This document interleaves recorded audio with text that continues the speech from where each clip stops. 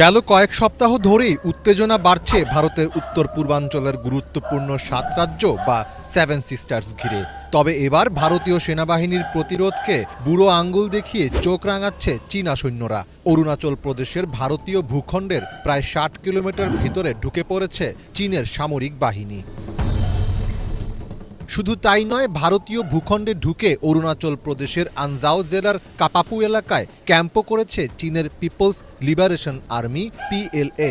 অরুণাচলের স্থানীয় সংবাদ মাধ্যম অরুণাচল 24 ও নিউজ 5 সরজমিনে ঘুরে তৈরি করা এক প্রতিবেদনে জানিয়েছে চাঞ্চল্যকর এই তথ্য।